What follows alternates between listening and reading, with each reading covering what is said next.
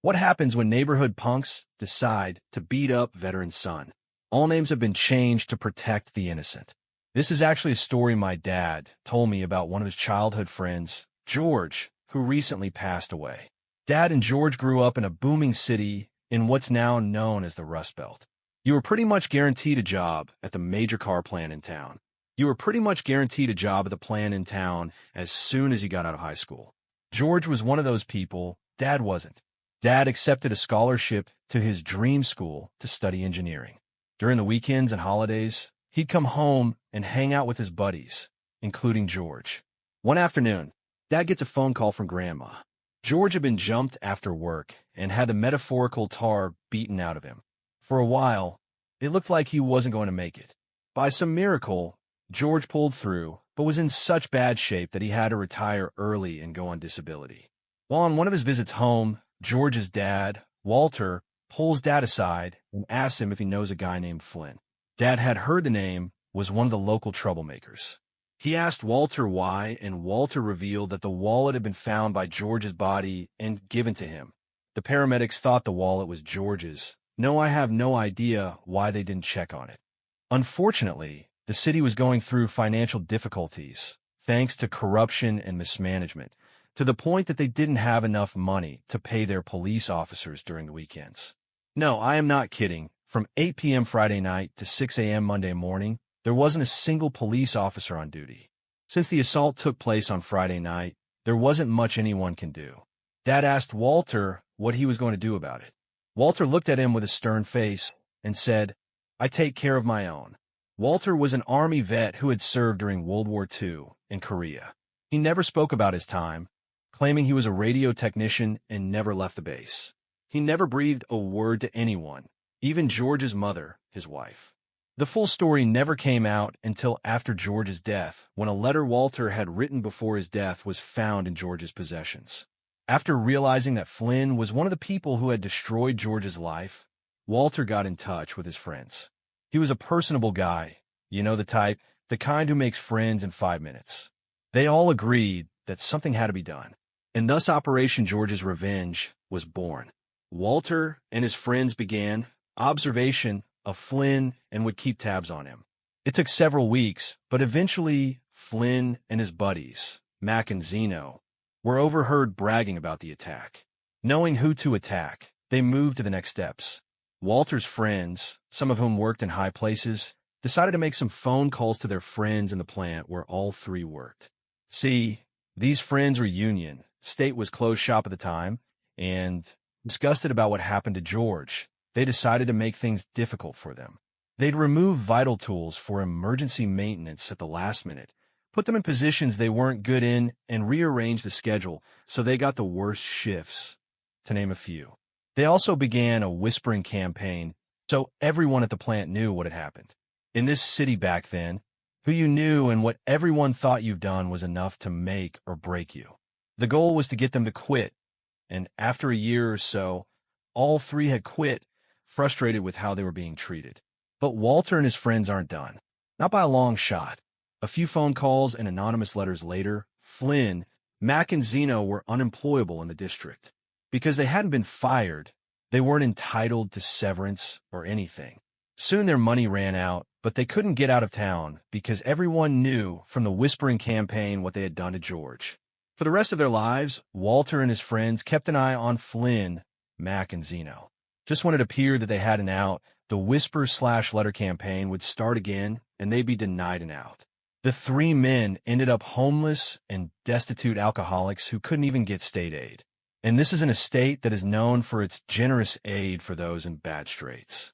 Walter and his friends made a contingency plan to continue this until the three men were dead using the next generation. So those men would never forget what they did to George. Nobody was able to find out anything about Flynn, Mac, and Zeno, but I wouldn't be surprised that they're still stuck and miserable. Dad's childhood buddy was jumped by three troublemakers. Childhood buddy's veteran father and his friends decide to make troublemakers' lives heck for the rest of their lives. Time for second story, where Redditor says to never mess with his family. My dad told me this story today over lunch, and it seemed completely appropriate with this subreddit. There are two things to know before I tell this story. These events took place in the 1970s, in a third world country where justice is obtained with one's own hand and family, for better or worse, is unconditional. My maternal family, on my grandmother's side, is known in her town for having outbursts of anger, the kind that blurs vision and turns everything red, and a strong temper. No one in my family embodied these qualities more infamously than my great-grandmother, Mama Delia. Mama Delia was an implacable woman, violent with her words and her fists as well.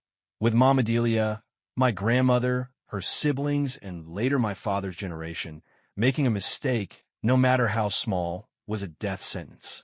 Mama Delia was married to my great-grandfather, obviously, a magistrate of the Supreme Court of Justice of my country, and according to my father, a good man and highly respected by all. But the moment that he walked through the door of the house, his authority ended and my great-grandmother's tyrannical rule began.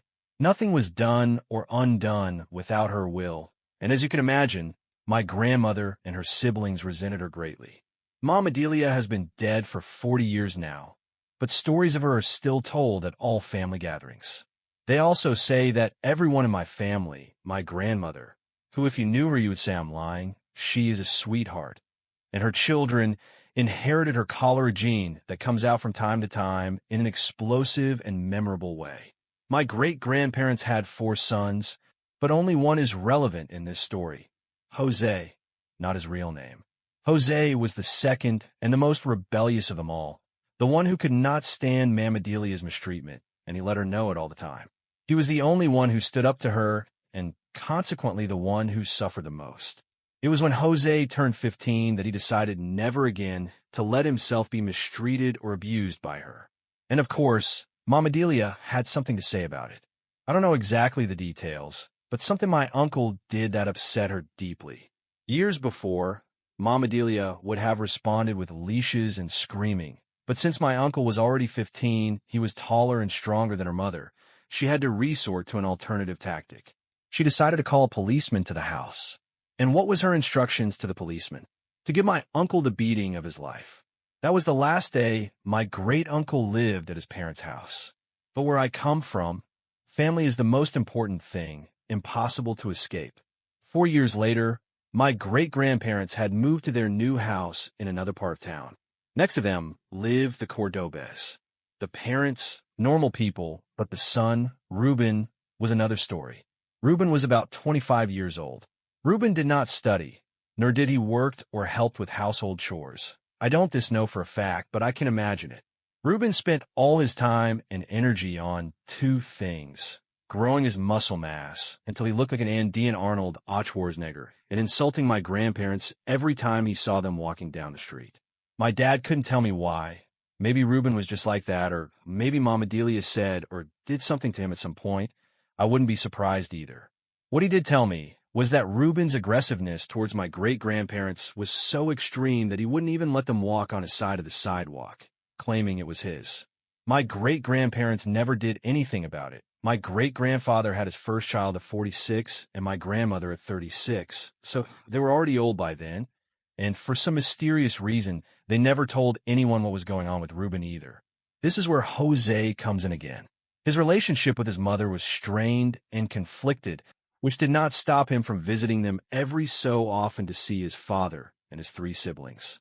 That day, my great-grandparents were returning home, and of course Ruben's shouts, insults, and obscene rudeness were there to accompany them as they opened the door to their house. What we didn't count on was that Jose was arriving at the same moment and heard everything. The world went first black and then red. Like a worthy son of Mama Delia, Jose exploded. He lunged at Ruben 3 times. All 3 times, with a blow to the face, Ruben knocked him effortlessly to the ground. Faced with such a beast, anyone else would have abandoned the fight. Jose did not. Jose was used to the pain, the blood, and the bruises that remained weeks later. Jose had lost his fear of confrontation years ago. Jose stood up one last time, under Ruben's insults and taunts, and charged him. I don't know how he did it. Perhaps Ruben had let his guard down, but he managed to land a kick on his opponent's shin. Ruben did not fall to the ground completely, but he was destabilized. Ruben did not know it, but he had already lost. My great-uncle climbed on his back, as if riding a mad bull at a fair, grabbed him by the head, and slammed him repeatedly against the pavement. The smashed face, the teeth scattered on the ground, and the torrent of blood were not enough for Jose. What he did next was to grab Ruben by the hair and drag him up and down the street, twice, until my older great-uncle stopped him. The story ends with Ruben in the hospital, his face unrecognizable and deformed, and my uncle disappearing for a week to avoid any kind of retaliation. Never again did my great-grandparents have problems with Ruben, although Jose's relationship with Mama Delia never improved despite what happened. What you think about this story? Write in the comment your opinion. On my channel, you can watch other revenge or cheating stories. See you soon, my dear viewer.